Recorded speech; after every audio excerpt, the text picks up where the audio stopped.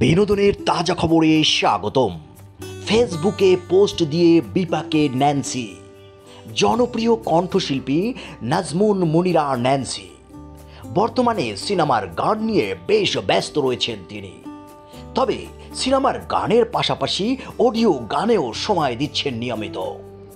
গানের পাশাপাশি সামাজিক যোগাযোগ মাধ্যমে বেশ সরব থাকেন এই তারকা। প্রায় নানান ইস্যুতে বিভিন্ন পোস্ট দিয়ে থাকেন তিনি।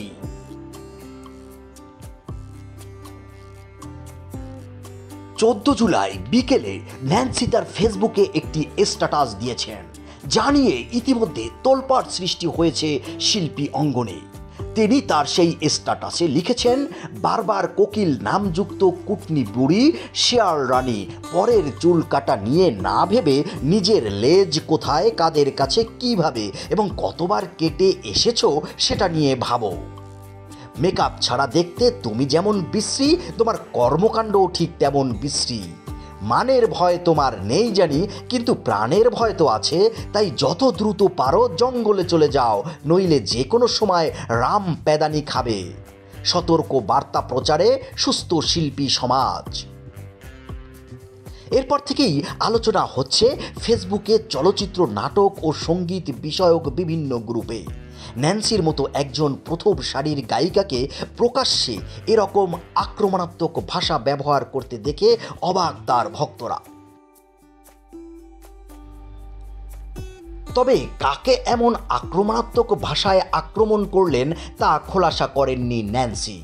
তবে সে অপেক্ষায় আর নেই নেটবাসী। অনেকেই ধারণা করে নিয়েছেন দিলশাদ নাহার কণাকে নিয়েই এমন প্রতিহিংসামূলক পোস্ট দিয়েছেন ন্যান্সি। মন্তব্যের ঘরে উল্লেখ করেছেন কেউ কেউ।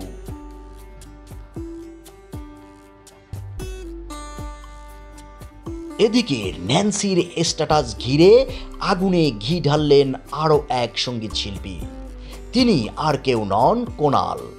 ন্যান্সির সেই স্ট্যাটাস নিজের ওয়ালে শেয়ার করে সঙ্গীত শিল্পী কোনাল লিখেছেন, ন্যান্সি আপু ইজ ব্যাক।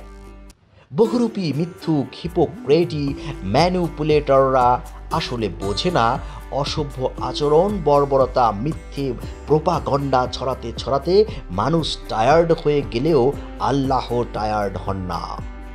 রাম প্যাদানির সময় আসার আগে তার নিজের বেঁচে থাকা সম্মানটুকু নিয়ে সতর্ক হয়ে যাওয়া উচিত। অনেক হয়েছে, মানুষের সহ্যের সীমা থাকে, সীমা অতিক্রম করাটা আল্লাহ পছন্দ করেন না। অর্থাৎ ন্যান্সির এই পোস্ট শেয়ার দেওয়ার কারণে বোঝাই যাচ্ছে কোনালও সেই কণার বিরুদ্ধে দাঁড়িয়েছেন। অর্থাৎ তিন সঙ্গীত শিল্পীর দ্বন্দ্ব এখন চরমে। এদিকে সঙ্গীত শিল্পী কোনালের সেই শেয়ার করা পোস্টে এক সাংবাদিক লিখেছেন, সুস্থ শিল্পী সমাজের মুখপাত্রদের এই ভাষা, তাও পাবলিক পোস্টে, OMG! তাহলে অসুস্থদের মাত্রা কেমন সেটা ভেবে ঘেমে উঠেছি। যা হোক বন্ধুরা, বিনোদনের তাজা খবর পেতে আমাদের চ্যানেলটি সাবস্ক্রাইব করুন। ধন্যবাদ।